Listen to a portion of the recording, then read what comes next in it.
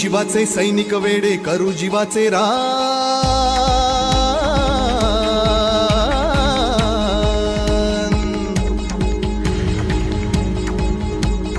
आम्ही शिवाचे सैनिक वेडे करू जीवाचे रान।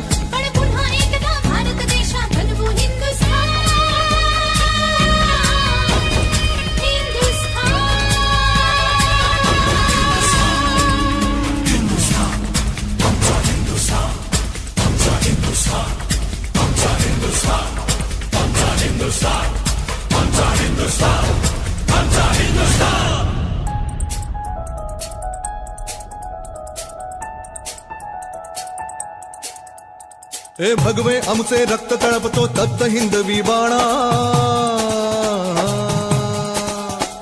अरे भगवे आमचे रक्त तळपतो तप्त हिंदवी बाणा। जात गोत्र आणि धर्म आमचा शिवसेना शिवसेना शिवसेना।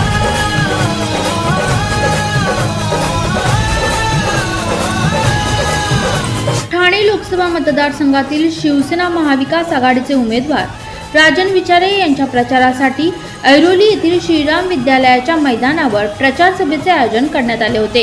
या सभेला प्रामुख्याने शिवसेना पक्षप्रमुख उद्धव ठाकरे उपस्थित होते। त्यांच्या समवेत रश्मी ठाकरे, खासदार संजय राऊत, खासदार राजन विचारे, काँग्रेसचे नेते मुशफर हुसेन, आमदार जितेंद्र आव्हाड, माजी आमदार विद्या चव्हाण, शिवसेना सचिव वरुण सरदेसाई, शिवसेना ठाणे जिल्हा प्रमुख केदार दिघे, नवी मुंबई जिल्हा प्रमुख द्वारकानाथ भोईर, विठ्ठल मोरे, जिल्हा संघटक रंजना शिंदे, काँग्रेसचे जिल्हाध्यक्ष अनिल कौशिक, आपचे दिनेश ठाकूर, रमाकांत महात्रे, पूनम पाटील आदी उपस्थित होते।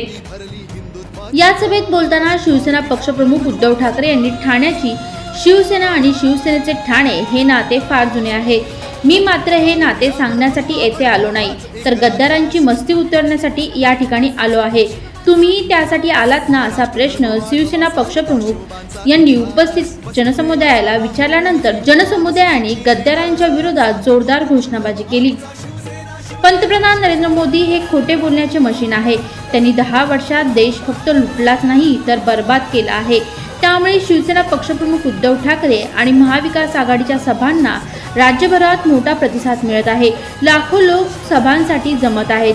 ही गर्दी हे येत्या 4 जून रोजी नरेंद्र मोदी यांना रिटायर केल्याशिवाय राहणार नाही, असा घणाघात खासदार संजय राऊत यांनी नवी मुंबईतील सभेत केला। ठाण्याचे गद्दार यापूर्वीच नारायण राणे यांच्याबरोबर जाणार होते, मात्र त्यावेळी त्यांना मी थांबवले। मात्र माझी आयुष्यात ही फार मोठी चूक झाली। जर ही चूक घडली नसती तर आज फोडाफोडीचे राजकारण झाले नसते, अशी टीका राष्ट्रवादीचे आमदार जितेंद्र आव्हाड यांनी यावेळी केली। नवी मुंबई आंतरराष्ट्रीय विमानतळाला प्रकल्पग्रस्तांचे नेते दिबा पाटील यांचे नाव देण्याचा प्रस्ताव तत्कालीन मुख्यमंत्री पक्षप्रमुख उद्धव ठाकरे यांनी मंजूर केला होता। मात्र खोके सरकारला दिबांच्या नावाचा विसर पडला आहे। सत्तेत आल्यानंतर त्यांनी दिबांचे नाव विमानतळाला दिले जावे यासाठी कोणताही प्रयत्न केला नाही। शिवसेना आणि महाविकास आघाडी दिबांचे नाव विमानतळाला देण्यासाठी विशेष प्रयत्न करणार आहे, असे ठाणे लोकसभा मतदारसंघातील शिवसेना महाविकास आघाडीचे उमेदवार राजन विचारे यांनी सांगितले। राजन केवळ मलाच नाही तर मला खात्री आहे आपल्या हिंदू हृदय सम्राटांना आणि धर्मवीरांना सुद्धा तुमचा अभिमान वाटत असेल।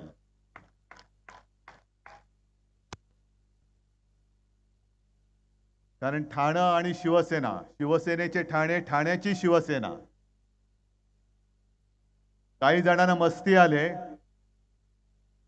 त्यांना वाटतं ठाणे आपली खाजगी मालमत्ता आहे।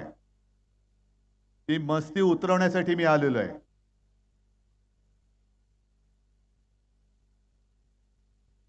आणि आज मला खात्री पटली की केवळ मी एकटाच नाही तर तुम्ही सगळे त्याचसाठी आलेला आहात। मगाशी संजय राऊत आपण जे बोललात ते खरं आहे। महाराष्ट्रामध्ये जिथे जिथे जाता येणं मला शक्य आहे तिथे तिथे मी जातोय। रस्त्यात गर्दी असते, सभेला गर्दी असते। परभणीची सभा काय, हिंगोलीची सभा काय, कालची धाराशिवची सभा, कोल्हापूरची सभा, हातकणंगले, सगळ्याच सभा। आणि कालची धाराशिवची जी सभा होती, अंगावरती रोमांच यावा, लाखो लोक, आणि आपण आईचा गोंधळ घालतो की आई तुळजाभवानी गोंधळाला आली होती, असंच त्या सभेचं स्वरूप होतं. लोक पेटलेत, लोक चिडलेत, वाट बघतायत कधी एकदा आमच्या मतदानाची तारीख येते आणि यांना रिटायर नाही, गेट आउट करण्यासाठी लोक आतुरलेली आहेत. गेट आउट, तडीपार. किती मस्ती आले. एक तर यांच्यामध्ये हिंमत नाही समोरासमोर लढायची,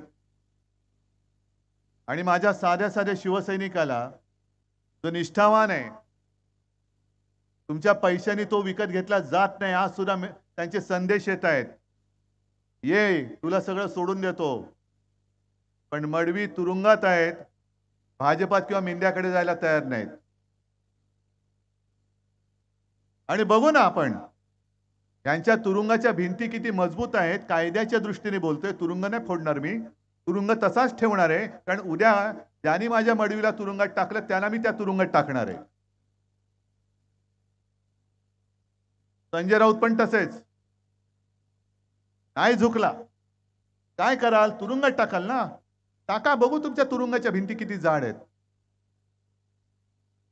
आणि मला अभिमान आहे की तो स्वातंत्र्याच्या आधीचा काळ संपूर्ण देश प्रवाहपतीत झाला होता. कोणी इंग्रजांच्या विरुद्ध बोलायला तयार नव्हतं.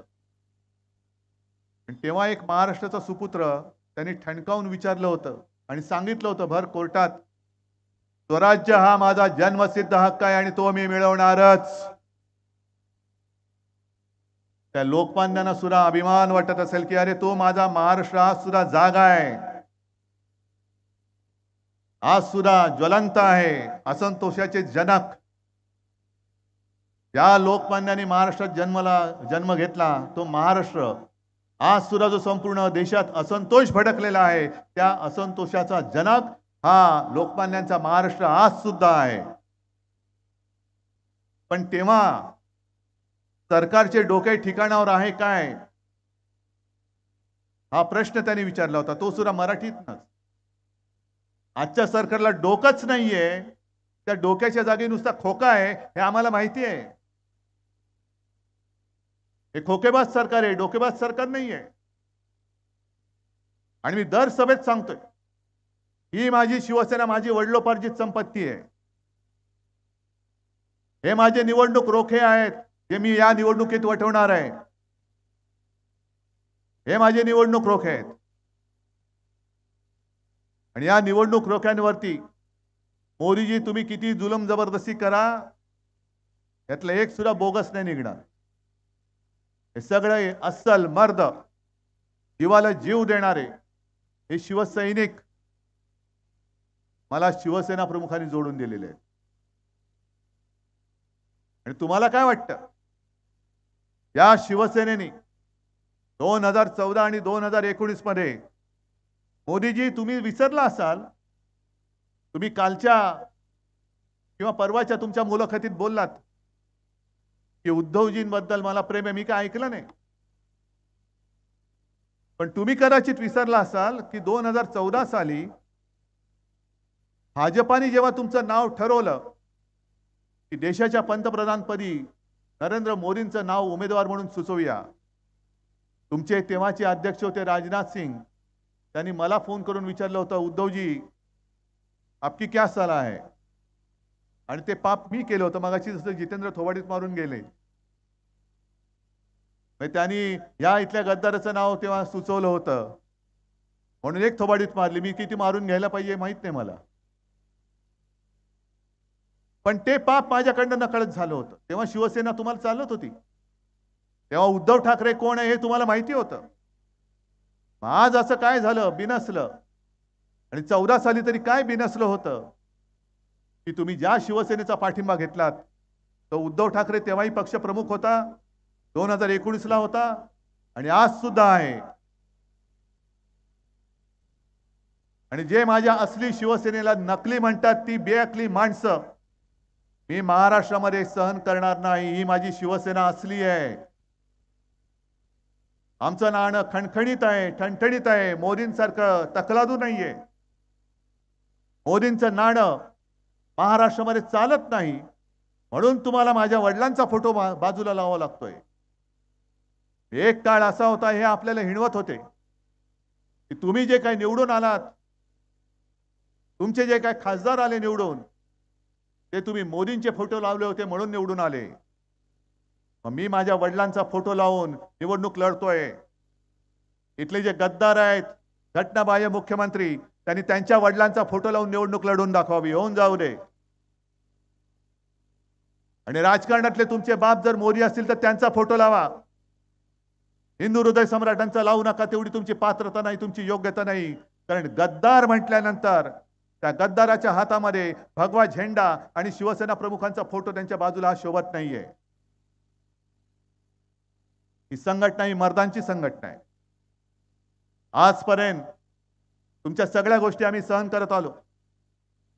आता अचानक तुम्ही जे काही सांगता आहात, तुम्ही लोकांमध्ये संभ्रम निर्माण करताय. माझ्या कोणाच्या लोकांमध्ये संभ्रम नाही झाला, पण भाजपच्या लोकांमध्ये संभ्रम झालाय की नेमकं उद्धव ठाकरेचं करायचं काय. आणि आज तिकडे आपल्या सीमा असुरक्षित आहेत. लेह लडाख मध्ये पेटलेलं आहे, मणिपूरमध्ये पेटलेलं आहे. काल परवाकडे काश्मीरमध्ये पुन्हा हल्ला झाला. का हो, तुम्ही 370 कलम काढलत ना. मध्ये अमित शाह येऊन गेले आणि बोलून गेले की आम्ही 370 कलम काढलं, त्याच्याबद्दल उद्धव ठाकरेंचं काय मत आहे. अहो, तुम्हाला मी जाहीर पाठिंबा दिला आहे. कारण काश्मीर हा माझ्या हिंदुस्थानचा अविभाज्य घटक आहे, तो तोडू शकत नाही कोणी, म्हणून आम्ही तुम्हाला पाठिंबा दिला. पण त्याच काश्मीरमध्ये जवानांवरती आजही हल्ले होत आहेत. पण 10 वर्ष तुम्ही खुर्च्या उभवताय, अजूनही माझा काश्मीर हा सुरक्षित तुम्ही का करू शकला नाहीत. जसं तो पुलवामाचा हल्ला झाला, सत्यपाल मलिक यांनी तुमचं बिंग फोडलं. जे सैन्य आपल्या देशासाठी प्राण तळ हातावरती घेऊन सीमेवरती लढायला तयार असतात, त्यांना तुमच्या नादानपणामुळे जीव गमवावा लागला. राज्यपाल सत्यपाल मलिकांनी तेव्हाही सांगितलं होतं की यांना रस्त्याने जाऊ देणं हे धोकादायक आहे, हल्ला होऊ शकतो. अहो, मोदीजी फोटोग्राफी मी करतो, ती सुद्धा हल्ली करत नाही मी. पण त्यावेळेला बरोबर तुम्ही जिम कॉर्बेटमध्ये फोटोग्राफी करत होतात. आणि सत्यपाल मलिकांनी सांगितले की त्यांनी जेव्हा त्यांना संपर्क केला तेव्हा त्यांनी सांगितलं की आप चुप रहो. नेमकं काय झालं, त्या सत्यपाल मलिकांनी जे काय तुमचं सगळं ढोंग उघड केलेलं आहे त्याच्याबद्दल तुम्ही का अजून बोलत नाही आहात. काय असं तुम्ही नेमकं देशासाठी केलं तरी काय. आमच्यावरती तुम्ही बोलता. मगाशी माझी रायगडमध्ये सभा झाली अलिबागला. आता मोदीजी काय करतायत तुम्ही कधीतरी पाहिले. महागाईवरती बोलताना, बेकारीवरती बोलताना पाहिले, महिला सुरक्षितता त्याच्याबद्दल बोलताना पाहिले नाही, नोकऱ्यांबद्दल बोलताना पाहिले नाही. पण आता परत त्यांनी धर्माधर्मात मारामाऱ्या लावायच्या. आणि आजची जाहिरात जी आहे, ही जाहिरात 10 वर्ष सत्ता भोगल्यानंतर बेअकली जनता पार्टी, भेकड जनता पार्टी, कमळाबाई ही अशी जाहिरात करते, तुमच्या मताने कुठे जल्लोष व्हायला हवा आहे, भारतात की पाकिस्तानात. ओ मोदीजी, तुमच्या पराभवाने माझ्या भारतामध्ये जल्लोष होणार आहे. भारतामध्ये अख्खा भारत जल्लोष करणार आहे. आणि पाकिस्तान कशाला जल्लोष करेल. कदाचित असा त्याचा अर्थ असेल की भाजपला मत दिलं तर पाकिस्तानात जल्लोष होईल. कारण नवाज शरीफचा वाढदिवसाचा केक खायला न बोलवता कोण गेलं होतं. कोण गेलं होतं. मोदीजी गेले होते ना. म्हणजेच ह्या जाहिरातीचा अर्थ असा आहे की भाजपला मत दिलं तर पाकिस्तानात जल्लोष होईल. अरे न बोलता न बुलाया हुआ मेहमान वापस आने वाला है, केक तयार रखो. ही तुमची एवढी पातळी घसरली खाली. 10 वर्षामध्ये कसं तुमच्या 56 इंची छातीची 156 इंच छाती व्हायला पाहिजे होती. कामं सांगायला पाहिजे होती. कामं काय केलेत तुम्ही. काम केलेलं काय सांगतात. काय कोणतं काम केले. मग जर मी असं म्हटलं की तुम्ही काय काम केलं नाहीत, बिनकामाचे आहात, जो नाही कामाचा तो नाही रामाचा, मी उलट म्हणतो. जो कामाचा नाही तो रामाचा कसा होईल. कारण राम राज्य ज्याला आम्ही म्हणतो, राम राज्याचा अर्थ सर्व सुखी आहेत लोक, जनता सुखी आहे, आनंदी आहे, महिला सुरक्षित आहेत, सगळा आनंदी आनंद आहे, त्याला रामराज्य आम्ही म्हणतो. मग तुम्ही कामच काही केलं नाही, बेकारी वाढते आहे, 80 कोटी लोकांना आम्ही फुकट धान्य देतो आहे. हीच तर धोक्याची घंटा आहे. 80 कोटी लोक माझ्यावरती अवलंबून आहेत, ही माझ्या दारात रोज भिकेचा कटोरा घेऊन उभी राहिली पाहिजेत, ही मोदींची स्वप्न. अरे आमचं सरकार आल्यानंतर 80 कोटी लोकांना आम्ही काम देण्याचं स्वप्न बघतोय. कारण आमचं हिंदुत्व हे हृदयात राम आणि हाताला काम देणारं हिंदुत्व आहे. आमचं हिंदुत्व हे घरातलं चूल पेटवणारं हिंदुत्व आहे आणि भाजपाचं हिंदुत्व हे घर पेटवणारं हिंदुत्व आहे. आणि म्हणूनच जो काही मुस्लिम समाज माझ्यासोबत आलेला आहे, ख्रिश्चन समाज आलेला आहे, अनेक समाज जिथे जिथे जातोय अगदी रस्त्यावरती उभे राहत आहेत आणि उघड उघड येत आहेत. उद्धवजी चिंता मत करो, पण या हुकुमशाला गाडा. का लोक तुम्हाला, एक जमाना असा होता की लोक जे ओरडायचे मोदी मोदी, आता हुकुमशाह बोलतात तुम्हाला. हा तुमचा प्रवास कधी कुठून कसा झाला ह्याचा काहीतरी तुम्ही आढावा घेणार आहात की नाही? 2014, 2019 आणि 2024 मी तर या सरकारला गजनी सरकार म्हणतो. म्हणजे काल काय बोलले ते आज आठवत नाही, आज काय बोलणार ते उद्या आठवणार नाही. आणि नकली सेना तुम्ही म्हणताय याचा अर्थ अजूनही आपल्या शिवसेनेचा निर्णय हा सर्वोच्च न्यायालयाने दिलेला नाही. सर्वोच्च न्यायालयामध्ये आपली केस चालू आहे. पण ह्यांच्याकडे धुणीभांडी करणारे सगळे निवडणूक आयुक्त. होय, मी धुणीभांडी करणारच म्हणतोय. काय कारवाई करणार तुम्ही? कारण शिवसेना हे नाव माझ्या आजोबांनी दिलेलं आहे, निवडणूक आयुक्तांनी दिलेलं नाही. तुम्ही माझं चिन्ह चोरून देऊ शकता, कारण तो चिन्ह देणं हा तुमचा अधिकार आहे. पण माझं नाव जर का तुम्ही चोरून दुसऱ्याला देणार असाल तर निवडणूक आयोगाचं नाव, त्या आयुक्ताचं नाव सुद्धा मी धोंड्या ठेवलेलं आहे. हे धोंड्या चालेल, पण तुम्ही सरकारी यंत्रणा वापरलीत, निवडणूक आयुक्ताला धुळीभांडी करायला लावलं. त्या लवादाला, तो लवाड नार्वेकर, त्याला बसवलं. म्हणजे याचा अर्थ काय झाला की क्रिकेटमध्ये तुमचं दांडकं उडालं तर तुमचा अंपायर सांगतो 6. अरे दांडकं उडालं ना, नाही नाही अंपायर सांगतो सिक्सर आहे. हे एवढं सगळं तुम्ही खोटं काम केल्यानंतर आम्ही सर्वोच्च न्यायालयात गेलोय.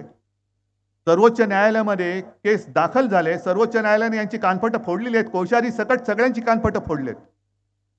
कोश्यारीने म्हणजे तुमचा दुसरा नोकर, ज्यांनी येऊन महाराष्ट्राच्या राज्यपाल पदाचा अपमान केला, छत्रपती शिवाजी महाराजांबद्दल बोलले, फुल्यांबद्दल बोलले, तरी सुद्धा तुम्ही त्याला सहन केला.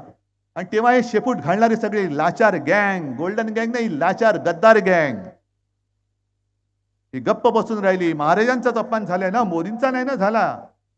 फुलांचा, महात्मा फुलेंचाच झालाय ना, मोदींचा नाही ना झाला. तुम्ही नाव त्यांना काढून दिलं, सगळं काढून दिलं. कोश्यारीने कसं चुकीचं काम केलं हे सुप्रीम कोर्टाने सांगितले. आणि मोदीजी तुम्ही फक्त 140 कोटी जनतेमधले एक व्यक्ती नाही, तुम्ही दुर्दैवाने अजून पंतप्रधान आहात. आणि नकळत तुम्ही सर्वोच्च न्यायालयावरती दबाव आणता आहात. हा मी आज सरळ जाहीर आरोप तुमच्यावरती करतोय. म्हणजे सर्वोच्च न्यायालयाने शिवसेनेच्या बाबतीत काय निकाल द्यायला पाहिजे हे तुम्ही नकळत सांगते की नकली सेना, नकली सेना. का नकली सेना? ही सगळी लोक जमलेली आहेत. संपूर्ण राज्यामध्ये लाखो लोक उसळत आहेत. आणि सुप्रीम कोर्टाने सांगितले की लोकप्रतिनिधींच्या संख्येवरती पक्ष कोणाचाही ठरवता येत नाही. तरी देखील तुम्ही आम्हाला नकली सेना म्हणताय. म्हणजे सर्वोच्च न्यायालयावरती तुम्ही दबाव आणत आहात. किती आणाल दबाव? अरे आम्ही हातामध्ये मशाल घेतले, जेव्हा हातात कमळ घेतलं होतं तेव्हा तुम्ही सुखावला होतात. आता मशाल कशी जाळून टाकते, काय जाळते ते तुम्हाला कळेल. आणि तुम्ही माझा धनुष्यबाण चोरलात, महाराष्ट्राच्या अस्मितेवरती तुम्ही वार केलात, शिवरायाच्या पवित्र भगव्याला तुम्ही गद्दारीचा कलंक लावलात. तुम्ही माझं धनुष्यबाण काढून तुम्ही गद्दाराला दिलं. आता हा महाराष्ट्र तुमची पंतप्रधान पदाची खुर्ची खाली केल्याशिवाय राहणार नाही. खुर्ची तुमची खेचून घेतल्याशिवाय महाराष्ट्र स्वस्थ बसणार नाही. आणि ही ताकद महाराष्ट्र दाखवू शकतो. महाराष्ट्रामध्ये 48 जागा आहेत. 48च्या 48 जर आपल्या महाविकास आघाडीच्या निवडून आल्या तर पहिलं तिथेच त्यांचं सरकार गडगडतंय, तिकडेच गडगडतंय. हे काम एकटा महाराष्ट्र करू शकतो. जर आपण ठरवलं, आजपर्यंत ज्या निवडणुका झाल्या त्याच्यामध्ये तर संपूर्णपणे मला माहिती आहे की या भाकड जनता पक्षाची जागा येत नाही निवडून. पण आता उद्या परवाचा एक टप्पा आहे, परत एक टप्पा आहे, त्याच्यानंतर एक टप्पा आहे. या टप्प्यामध्ये जर तमाम महाराष्ट्राने ठरवलं की या कमळाबाईला एक सुद्धा जागा द्यायची नाही, तर मोदींचं सरकार असंच महाराष्ट्रामध्येच गाडून टाकतोय आपण. ही महाराष्ट्राची ताकद आहे. आजपर्यंत आम्ही तुम्हाला भरभरून दिलं. 40, 41, 42 खासदार हे एकट्या महाराष्ट्राने तुम्हाला दिलं, म्हणून मोदीजी तुम्ही त्या खुर्चीपर्यंत पोहोचू शकलात, त्या खुर्चीवरती बसलात. पण एवढं महाराष्ट्राने सगळं भरभरून दिल्यानंतर तुम्ही माझा भरलेला महाराष्ट्र ओरबाडायला लागलात. आम्ही काय मागत होतो तुमच्याकडे? माझ्या महाराष्ट्रामध्ये जे उद्योगधंदे आम्ही आणत होतो, आमच्या महाराष्ट्रामध्ये जे उद्योगधंदे होते, हे तुम्ही सगळे ओरबाडून तुमच्या गुजरातमध्ये नेलेत. गुजरात जणू काही संपूर्ण देश म्हणजे यांचा गुजरात. मी गुजरात बद्दल काही द्वेष व्यक्त करतो अशातला भाग नाही. गुजरात सुद्धा माझाच आहे, गुजरात आपलाच आहे. मी सुद्धा मुख्यमंत्री होतोच. आणि तुम्ही सांगा, मी कधी मुख्यमंत्री होतो त्या काळामध्ये जात पात धर्मामध्ये भेदभाव करून दाखवला होता का? केला होता? कधीच केलेला नव्हता. पण तुम्ही ते करतात. आपलं इंडिया आघाडीचं सरकार आल्यानंतर गुजरातच्या हक्काचं काय असेल ते आम्ही गुजरातला देऊ, जरूर देऊ. तिकडे अगदी कंजूसी करणार नाही. पण गुजरातची भरभराट करताना जर तुम्ही महाराष्ट्राच्या तोंडातला घास काढून गुजरातला भरवणार असाल, तर तो हात कोणाचाही असला तरी तो आम्ही कापून टाकल्याशिवाय राहणार नाही. ही महाराष्ट्राची शपथ आहे. काय समजता काय महाराष्ट्राला? आता राजन तुम्ही गाणं लॉन्च केलं, खरंच कौतुक आहे. त्या शिवसैनिकांचं कौतुक आहे. तुमचं आधीचं सुद्धा गाणं मला फार आवडलं, लोकांना सुद्धा फार आवडलेलं आहे. आणि शिवसेनेचं एक गाणं आपण सादर केलं. निवडणूक आयोगाला सादर केल्यानंतर त्यांनी एक असं आळ करून दिलं एका शब्दाभोवती. कोणता शब्द? जरा जोराने अजून. जय भवानी, जय शिवाजी. हा महाराष्ट्राबद्दलचा आकाश. आम्ही जय श्रीराम आम्ही बोलतो, बजरंग बली की जय आम्ही सुद्धा बोलतो, आमचे सुद्धा ते देव आहेत. पण भवानी माता ही आमचा आत्मा आहे. भवानी माता आमचा आत्मा आहे. आणि हा भटकता आत्मा नाही, या मातीमध्ये तेज जन्माला घालणारा तो आत्मा आहे. अरे ज्या तेजाने जो औरंगजेब इकडे आला होता स्वराज्य काबीज करायला, त्याला वाटलं होतं छत्रपती शिवाजी महाराज नाही आहेत, संभाजी महाराजांना दगाबाजी करून हाल हाल करून त्यांची हत्या केली, आता महाराष्ट्र संपला. पण त्याला महाराष्ट्राचं पाणी कधी कळलं नाही. 27 वर्ष महाराष्ट्राची झुंजला. आग्र्यावरनं जो आला 27 वर्षात महाराष्ट्रामध्ये राहिला, पुन्हा त्यांनी आग्रा कधी पाहिला नाही. हे महाराष्ट्राचं वैशिष्ट्य आहे. तेव्हा मोदीजी तुम्ही सभा घेताय, घ्या.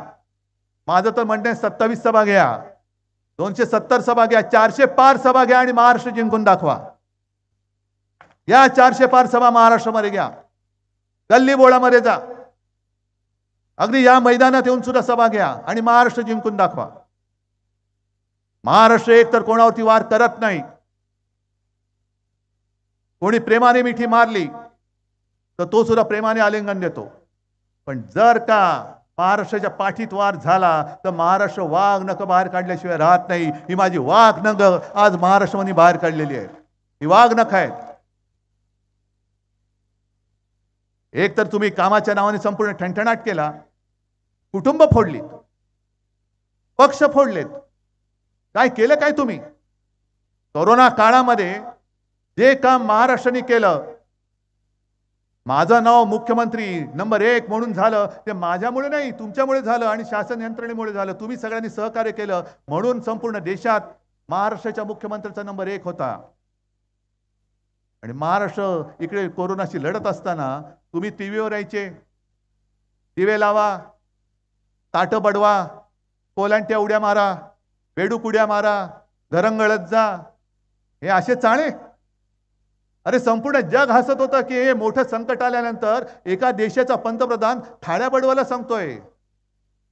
मोदीजी, जेव्हा तुम्ही रिकाम्या थाळ्या बडवायला सांगत होता तेव्हा मी मुख्यमंत्री म्हणून इथल्या माझ्या गोरगरिबाला 10 रुपयामध्ये भरलेली थाळी शिवभोजन म्हणून देत होतो. मोदीजी, ज्या वेळेला तुमच्या गुजरातमध्ये सार्वजनिक चिता पेटल्या जात होत्या, तुमच्याच काळातल्या तुमचंच उत्तर प्रदेशमधलं सरकार आहे, त्या सरकारमध्ये गंगेमध्ये प्रेत बेवारशासारखी फेकून दिली जात होती, तेव्हा मी आणि माझं महाविकास आघाडीचे सगळे सोबती एकाही शवाची आम्ही कुठेही विटंबना होऊ न देता त्याला जेवढं काही करता येणं शक्य असेल ते सगळे संस्कार करून आम्ही दहन करत होतो किंवा दफन करत होतो. एक सुद्धा माणूस उपचारावी नाही, कोणालाच नाही. आटोकाट प्रयत्न केले, रात्रीचा दिवस, दिवसाची रात्र, काही बघितलं नाही. पण आता तुम्ही जे काय सांगताय की मुंबईमध्ये खिचडी घोटाळा झाला, इकडे हा घोटाळा झाला, पहिला तुमच्या पीएम केअर फंडामध्ये किती घोटाळा झाला बघा, कारण तो सुद्धा तुम्ही त्याच काळात जमा केलेला आहे. पीएम केअर फंड म्हणजे काय, पीएमचा अर्थ काय, नक्की त्याचा मालक कोण, आणि मोदीजी उद्या तुम्ही पंतप्रधान नसणार, मग तो फंड कोणाच्या हातामध्ये जाणार आहे त्याची तर मोजदाद करायची नाही, कारण तो खाजगी फंड आहे. मग खाजगी फंडाचं नाव पीएम केअर फंड ठेवू शकतो? आम्ही सुद्धा काढतो काहीतरी पीएमच्या नावाने, देतील लोक पैसा, चौकशी कशी करता बघतो, कारण तो आमचा खाजगी फंड आहे. इतर वेळेला तुम्ही प्रत्येकाच्या संपत्तीवरती अगदी गळ्यातल्या मंगळसूत्राकडे तुम्ही लक्ष देता, पण पीएम केअर फंडाच्या सगळा जो काय मोठा घोटाळा झालेला आहे त्या घोटाळ्याबद्दल तुम्ही का नाही बोलत? तुम्हाला सगळ्यांना जे काय घाबरवलं जात आहे की तुमची संपत्ती ज्याला मुलं जास्त होणार त्याच्यामध्ये वाटून टाकणार. संजय, बाकीच्या उद्योगपतींचं सोडा, ह्या पीएम केअर फंडामधले जमलेले पैसे जरी गरिबांना वाटले तरी यांच्या खात्यामध्ये कितीतरी लाख रुपये येतील, आणि सगळ्यात जास्त मुलं म्हणजे जास्त मुलं होतील त्यांना संपत्ती वाटणार. मोदीजी, तुम्हाला कोणाला किती मुलं होतात त्याच्यात करायचं काय? अहो, राजकारणामध्ये भाजपला मुलं होत नाही त्याला मी काय करू, माझा दोष थोडीच आहे. मी त्यांना भाकड जनता पक्ष म्हणतो तो एवढ्यासाठी म्हणतो कारण राजकारणात तुम्हाला मुलंच नाही झाली, आमची मुलं तुम्हाला कडेवर घेऊन फिरवायला लागत आहेत.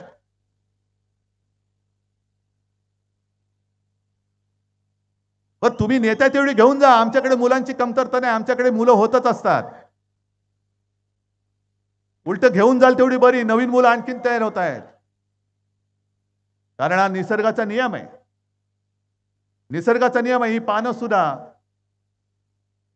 सडलेली पानं ही झडलीच पाहिजेत, ती झडल्यानंतरच पुन्हा त्या फांदीवरती अंकुर फुटतात. तसे अंकुर माझे आता फोफावून वर आलेले आहेत, अंकुर फोफावून वर आलेले आहेत. अरे तुम्ही काय तोडाल, फुलं तोडाल, पानं तोडाल, पण माझ्या शिवसेनेची मुळं जी खालपर्यंत घुसलेत ती तुम्हाला उपटता येणार नाही, अजिबात नाही. तुमची 52 काय 152 कुळं उतरले तरी तुम्हाला ती मुळं उपटून नाही टाकता येणार.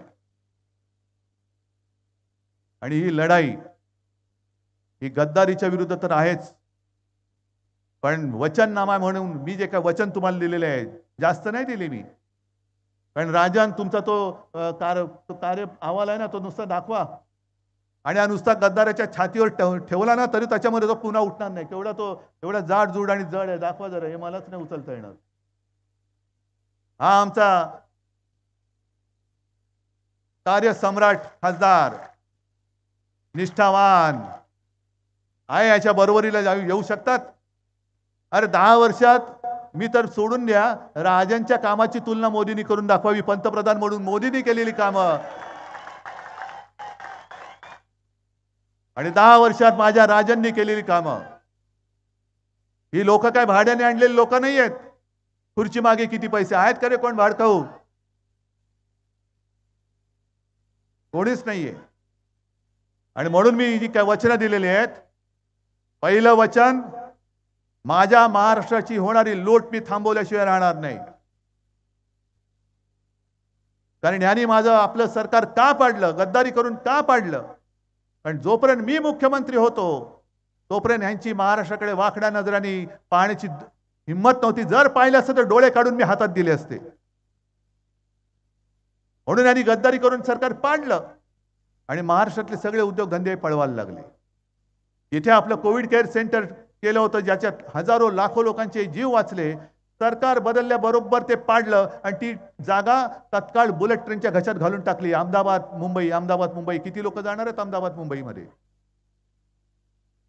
आपलं वित्तीय केंद्र हे गुजरातला पळून नेलं. हे केंद्र मी पुन्हा नव्याने महाराष्ट्रामध्ये उभं करून दाखवेन.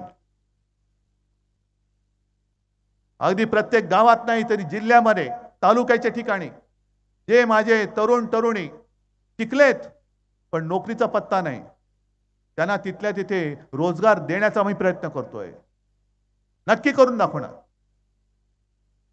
आणि दुसरं म्हणजे सगळ्यात महत्त्वाचं म्हणजे कर दहशतवाद. इथे शेतकरी तसे नसतील, व्यापारी कदाचित असतील. त्या व्यापाऱ्यांना जीएसटीचा त्रास किती आहे? जरा एक कुठेतरी काही चूक झाली की सरळ उचलून तुरुंगात. म्हणजे भ्रष्टाचार करतायत त्यांना क्लीन चिट. 70,000 कोटीचा घोटाळा क्लीन चिट आणि उपमुख्यमंत्री. विमान घोटाळा क्लीन चिट आणि पुन्हा राज्यसभा. आदर्श घोटाळा राज्यसभा. म्हणजे मी आता साधारणतः हिशोब लावतोय, 70,000 कोटीचा घोटाळा केलेला उपमुख्यमंत्री, तर मुख्यमंत्र्याचा घोटाळा किती असेल? मुख्यमंत्र्याचा घोटाळा किती असेल? भ्रष्टाचारी ते तुका मेळवावा, भाजपा पक्ष वाढवावा, अशी यांची चालवली आहे. आणि नवीन काही ज्या गोष्टी आहेत, जसं महाराष्ट्राला नेहमी शूरांचा अभिमान असतो. शूरामी वंदिले. भाजप म्हणते चोरामी वंदिले. मैं अकेला सब पे भारी, आजूबाजूला भ्रष्टाचारी. ही अशी घाणेरडी आता लोक नकोयत आपल्याला. जीएसटी मध्ये सुद्धा आपण ती पद्धत आहे त्या पद्धतीमध्ये आमूलाग्र बदल करू आणि जीवन सुसह्य होईल. आणि तुम्ही सगळे नागरिक आहात. फक्त कर भरण्यासाठी तुमचा जन्म नाही झालेला. कर भरल्यानंतर तुम्हाला सुविधा मिळाल्या पाहिजेत. आज संपूर्ण महाराष्ट्रामध्ये तुम्ही बघाल तर प्रत्येक ठिकाणी होर्डिंगवरती मोदी. मग अशी विद्याताई तुम्ही बोललात ना, ठीक आहे, मी एक समजू शकतो, जो देवेंद्र फडणवीसांनी शोध लावलाय की लस मोदींनी बनवली म्हणून लसीकरणाच्या सर्टिफिकेटवर मोदींचा फोटो मी समजू शकतो. कारण लस मोदींनी बनवली, ठीक आहे, मोदींनी बनवली, देवेंद्र फडणवीसांचं सर्टिफिकेट आहे ना, त्याला दिलं छापा मोदींचा फोटो. पण खताच्या पिशवीवर मोदींचा फोटो का? अरे काय चुकलं काय माझं? ज्यांनी जे बनवलं त्याचा फोटो छापला पाहिजे. लस मोदींनी बनवलं तर मोदींचा फोटो त्याच्यावर छापला पाहिजे. मग खताच्या पिशवीवरती बैलाचा फोटो का नाही? हे असे जे काही प्रश्न आहेत की सगळं मीच सगळं काही मीच केलं.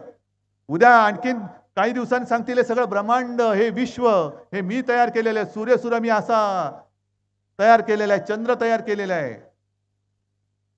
हे सगळी थापाबाजी आता खूप झाली. एक तर जे मी तुम्हाला सांगितलं की महाराष्ट्र पूर्ण नाचवून टाकण्याचा प्रयत्न चालू आहे. महाराष्ट्र बदनाम करून टाकायचा, भिक्या कंगाल करून टाकायचा, उद्योगधंदे बाहेर न्यायचे आणि अशी बदनामी करायची की नवीन उद्योगधंदे महाराष्ट्रात येताच कामा नये. सगळ्यांना महाराष्ट्रात यायला भीती वाटली पाहिजे. आणि मी तुम्हाला प्रश्न विचारतो, मला असा देशातला एक मराठी माणूस दाखवा जो महाराष्ट्र सोडून इतर राज्यात गेलाय आणि तिथल्या नेत्यांवरती, त्यांच्या कुटुंबियांवरती अत्यंत घाणेरड्या पद्धतीने आरोप करतोय. आहे कोणाची हिंमत? दुसऱ्या राज्यात हे जर कोणी केलं असतं तर लोकांनी तिथल्या तिथे कान फटवला असता. एक दिवस तो पण येईल. कारण महाराष्ट्र संयमी आहे, सुसंस्कृत आहे. पण महाराष्ट्र नामर्द नाही आहे. महाराष्ट्रात मर्द आजही आहेत. जर सीमा ओलांडाल तर भर रस्त्यात त्यांना कान फटवल्याशिवाय आम्ही राहणार नाही. आणि ही हुकुमशाही विरुद्धची लढाई आहे. लढाई आजपर्यंत अनेक झाल्या. इकडे पक्ष फोडला, माझे सगळे आजूबाजूचे कोण त्यांना जे त्यांच्या बरोबर गेले ते नातेवाईक त्यांनी घेतले. आणखीन कोण असतील तुम्ही सांगा, तुमच्याकडे पाठवून देतो. कारण तो राजकारणात तुम्हाला पोरं होणं शक्यच नाहीये. तुम्हाला पाहिजे असेल आम्ही पुरवठा करतो गद्दारांची. आणखीन आमच्याकडे आता गद्दार नाहीये शिल्लक. फक्त दुःख एका गोष्टीचं होतं. मी 4 दिवसापूर्वी खडकवासला गेलो होतो सुप्रियाताईच्या प्रचाराला. पवार साहेब होते, सुप्रियाताई होती, सगळे आपले महाविकास आघाडीचे नेते सुद्धा होते. आणि तिकडे मी एक गोष्ट सांगितली होती, कुऱ्हाडीचा दांडा गोतास काळ. माहिती आहे तुम्हाला? त्याच्यामध्ये गोष्ट अशी आहे की एक मोठं डवरलेलं बहरलेला वृक्ष असतो, कित्येक वर्षाचा, शेकडो वर्षाचा. त्याच्यावरती अनेक पक्ष्यांच्या पिढ्या जन्माला आलेल्या असतात. काही बाणगुळ असतात. माकडं सुद्धा उड्या मारत असतात. आणि एक दिवस एक व्यापारी येतो आणि त्याच्या बुंद्यावरती घाव घालायला लागतो लाकूड तोडायला. आणि तो व्यापारी असा होता की तो वर्षानुवर्ष त्या झाडाचा लाकूड तोडून घ्यायचं, झाडाचं फर्निचर बनवायचा आणि लोकांना सांगायचं लाकूड सुद्धा मीच बनवलंय, हे माझी गॅरंटी आहे, लाकूड मी बनवलंय, मेरी गॅरंटी, मैंने लकडी बनाई है. मग तो घाव घालायला लागल्यानंतर सगळे पक्षी थरारतात. अरे काय चाललंय, माकडं चित्कारायला लागतात. मग त्यातला एक पक्षी त्या झाडाला विचारतो, आजोबा तुम्हाला त्रास होत असेल ना, वेदना होत असतील ना. आणि त्या झाडाने सांगितलं की बाळा वेदना होत आहेत ठीक आहे, मला तो घाव घालतो त्याच्या वेदना होत नाही, पण तो व्यापारी जो बाहेरून आलेला आहे तो जी कुऱ्हाड वापरतोय त्या कुऱ्हाडीचा दांडा माझ्या लाकडापासून बनवलेला आहे. हे व्यापारी आपलेच दांडे त्यांची कुऱ्हाड लावून चालवत आहेत, त्या दांडक्यांना कळत नाहीये अरे तुमचं नुसतं दांडकं नाही आपटत, त्याला कुऱ्हाड लावलेली आहे आणि ती माझ्या महाराष्ट्राच्या मुळावरती ते मारतायत. ते महाराष्ट्राची अस्मिता जपणाऱ्या शिवसेनेच्या मुळावरती ते मारतायत. आणि ही असली दांडकी ही मोडायची नाही तर काय करायची. ही दांडकी मोडलीच पाहिजेत, गद्दारांना गाडलंच पाहिजे. गद्दारांना गाडा ही नुसती घोषणा असता कामा नये. ही शिवसेना ठाण्याची शिवसेना. आणि आनंद दिघेंचं जे वाक्य होतं, गद्दारांना क्षमा नाही, बरं झालं ते वाक्य त्या चित्रपटाच्या निमित्ताने का होईना आणि स्वतःला कळून घ्यायला पाहिजे. ते आता ठाणेकर करून दाखवणार, गद्दारांना क्षमा नाही. आणि राजन विचारे जो एक निष्ठावंत, तेव्हा जर का त्याने तो स्टँडिंग कमिटी सोडली नसती ते भूत जन्मालाच आलं नसतं. थोडी काहीतरी जनाची नाहीतरी मनाची ठेव. तुझ्यासाठी कोणी कोणी मेहनत केले, सगळं काही मीच केलं. उद्या धर्मवीर सुद्धा जातील आणि हे लागतील दाढीवाले. नाही, आनंद दिघेंची जागा तुम्ही घेऊ शकणार नाही, कोणी घेऊ शकणार नाही. आनंद दिघे हे शिवसेना प्रमुखांचे अत्यंत कडवट, कट्टर, निष्ठावान.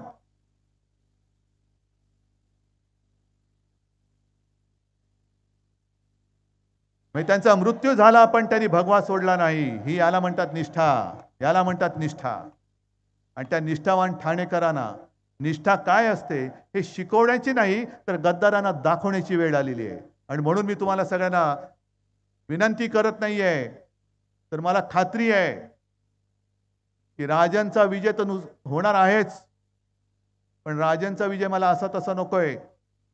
गद्दारांना पूर्ण डिपॉझिट जप्त करून मला तो विजय पाहिजे. फक्त गोंधळू नका, धनुष्यबाण चोराच्या हातात आहे.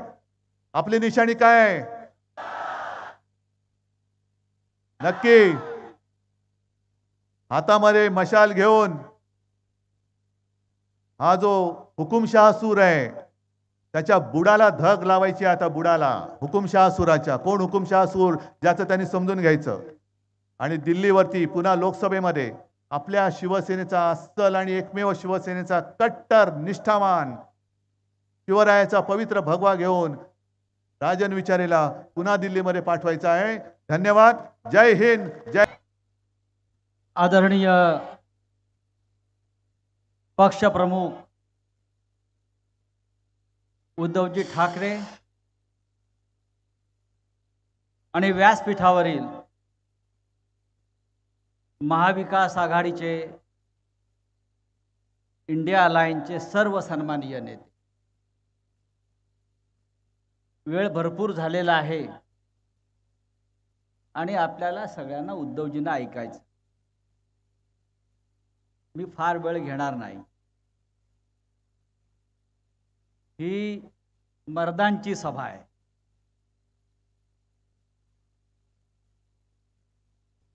ही निष्ठावंतांची सभा आहे. आणि श्रीराम विद्यालयाच्या प्रांगणामध्ये भरलेली ही सभा आहे. श्रीरामाचं आमचं नातं असं आहे. महाराष्ट्रामध्ये महाविकास आघाडीच्या प्रचंड सभा होत आहेत. उद्धव ठाकरे जातील तिथे लाखो लोकांची गर्दी होते आहे. हातामध्ये मशाल आहे. जणू काय उद्धव ठाकरे आए हैं नई रोशनी लाए हैं. एवढी प्रचंड गर्दी होते. या गर्दीचं एक कारण आहे, आपल्याला त्यांना महाराष्ट्राला, शिवसेनेला, काँग्रेसला, राष्ट्रवादीला विजय द्यायचा. पण ही गर्दी यासाठी सुद्धा होत्या उद्धवजी, नरेंद्र मोदी 4 जूनला रिटायर होत आहे. म्हणजे आपण त्यांना डिसमिस करतो आहोत. आपण संस्कारी लोक आहोत. 10 वर्ष नोकरी केली, आपणच चिटकवलं होतं सगळ्यांनी मिळून. आता त्यांचा निरोप समारंभ आपण करतो आहोत आणि त्या निरोप समारंभालाही गर्दी होते आहे. नरेंद्र मोदी हा एक निराश, हताश आणि हतबल झालेला माणूस. 10 वर्ष त्याने देशसेवेच्या नावाखाली देश लुटला,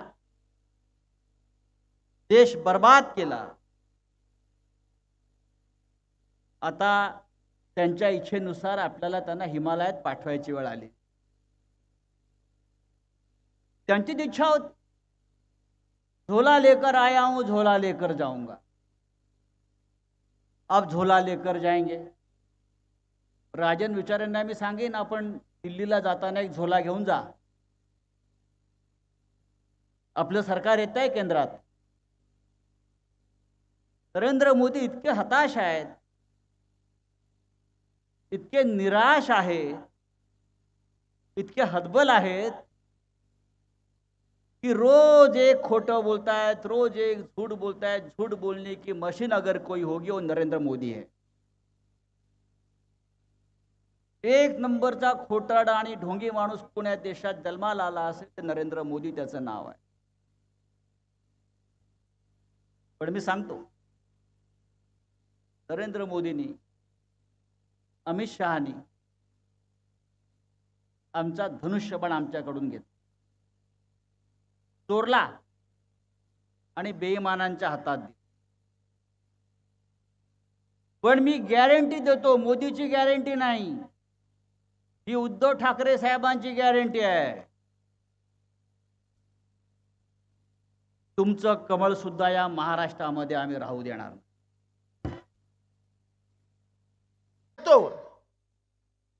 तेव्हा तो पहिल्यांदा 2 गोष्टी करतो. एक तर भीती घालतो आणि भुकी ठेवतो. आज बीजेपीच्या प्रचारामध्ये सांगितलं जातं की 80,000 माणसांना आम्ही दररोज जेवण देतो आहोत. म्हणजे काय केलंय त्यांनी 80,000 माणसांचं? त्यांना असे हात पसरवणारे लाचार करून टाकले. 80 करोड़ जनता को हम खाना देते हैं. खाना देते हैं, त्यांच्या हाताला काम पाहिजे रे बाबा. या देशाची जनता घाम गाळून खाणारी माणूस. आम्ही मुंबईत बघितलंय ना, भारतात कोणी आला आणि जर घाम गाळण्याची तयारी असेल तर ते या मातीने त्याला कधीच उपाशी झोपू दिला नाही.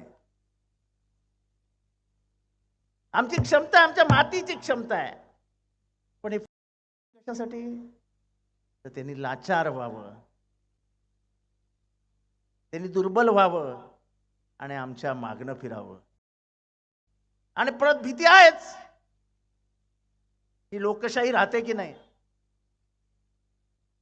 पहिल्यांदाच घोषणा दिली, अब की बार 400 पार. लोकांच्या मनात शंकेची पाल चुकचुकली. हे संविधान बदलणार आणि संविधान बदलणार. आता म्हणतात ते अपोजिशननी प्रचार केला. आम्ही नाही केला साहेब. असे पहिले 10 खासदार मी नावं काढून ठेवलेली आहेत. यांनी आपल्या भाषणात सांगितलं की हमको 400 पार लेके जाओ, हम संविधान बदल के आपके हाथ में देंगे. म्हणजे काय आहे याचा अर्थ?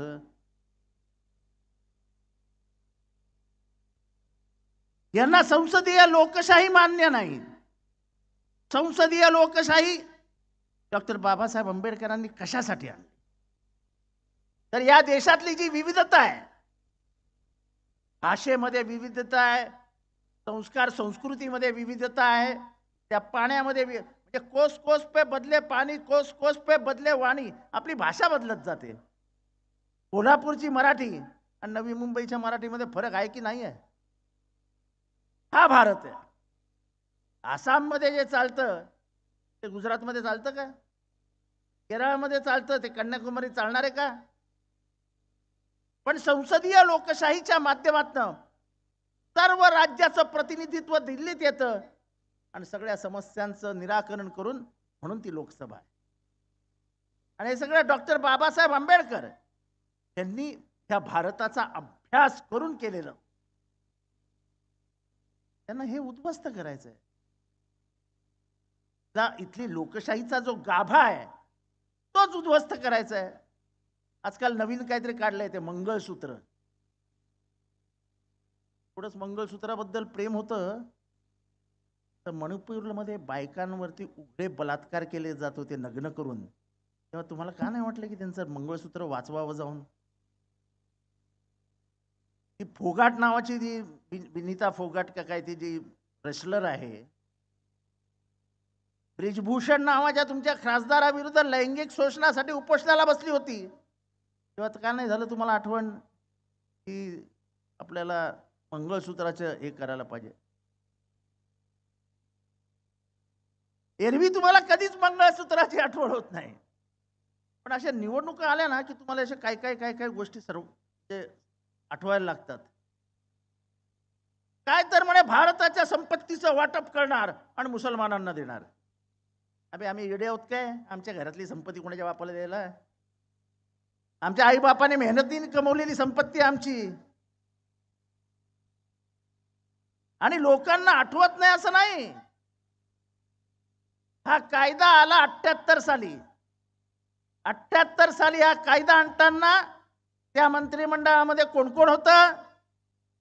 मोरारजी देसाई, लालकृष्ण अडवाणी, अटल बिहारी वाजपेयी, उषाभाऊ ठाकरे, हे सगळे तिघही आत्ताची भारतीय जनता पार्टी, तेव्हाची जनसंघ आणि त्याच्यातनं निर्माण झालेल्या जनता पार्टीच्या गव्हर्नमेंटमधले सदस्य होते. आणि त्यांनी हा कायदा आणला आणि राजीव गांधींनी तो रद्द करून टाकला. राजीव गांधींनी रद्द केला तर साहेब म्हणतात की त्यांना इंदिरा गांधींची संपत्ती हवी होती. हे माणसाला माहिती कमी असली की किती तो वरळतो, ह्याच्यातलं सर्वात मोठं उदाहरण भारतात हे आहे. 1947 साली जेव्हा भारताला स्वातंत्र्य मिळालं तेव्हा जवाहरलाल नेहरू हे प्रचंड श्रीमंत होते. महाराष्ट्राचा आराध्य दैवत छत्रपती शिवाजी महाराजांना वंदन करून हिंदू हृदय सम्राट शिवसेना प्रमुख बाळासाहेब ठाकरे, त्याचबरोबर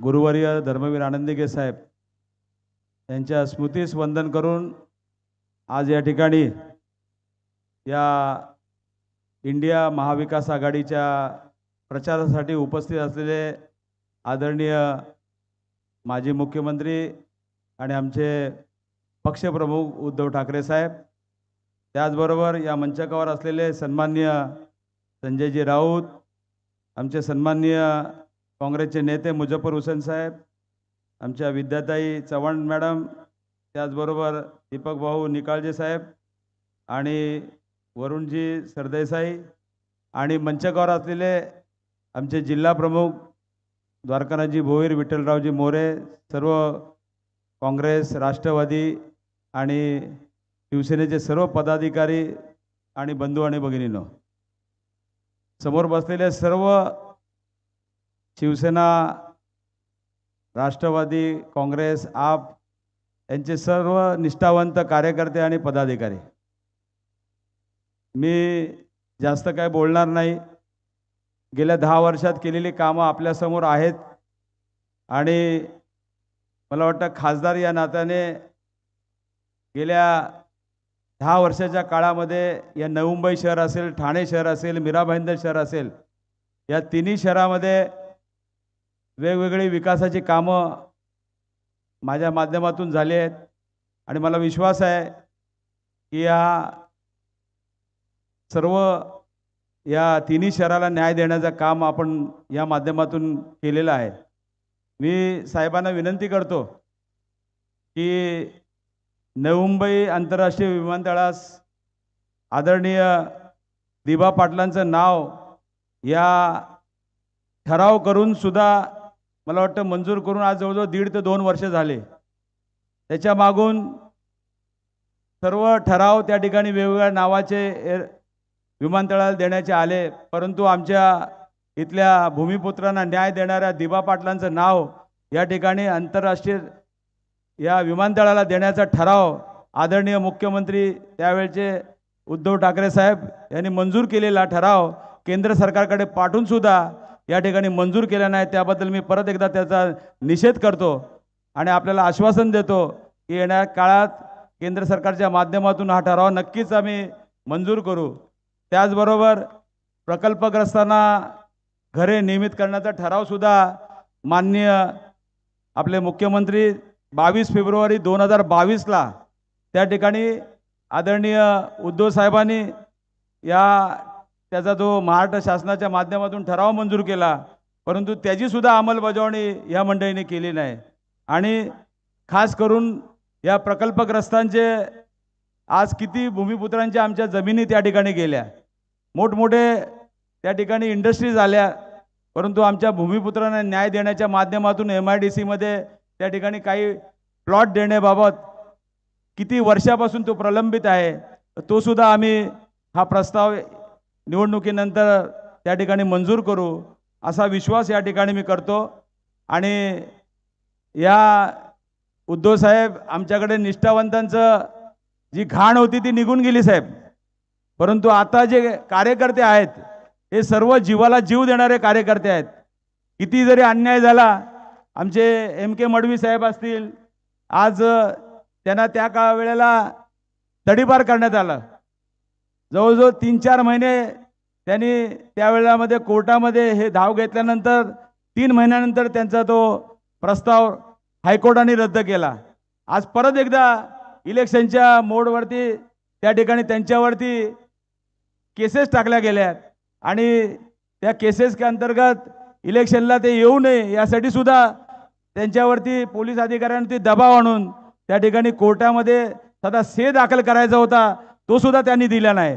आणि म्हणून या गोष्टीचा आम्ही निषेध करतो. परंतु मी त्याचं कौतुक करतो की आमचे मनोज हळदणकर असतील, MK मडवी असतील, असे असंख्य कार्यकर्ते मला वाटतं या शिवसेनेमध्ये आहेत आणि ते जीवाचं रान करत आहेत, परंतु अशा गोष्टीला भीक घालत नाहीत. आज त्याचं अख्खं सर्व कुटुंब या ठिकाणी या शिवसेनेसाठी त्या ठिकाणी जीवच रात्र मेहनत करतायत.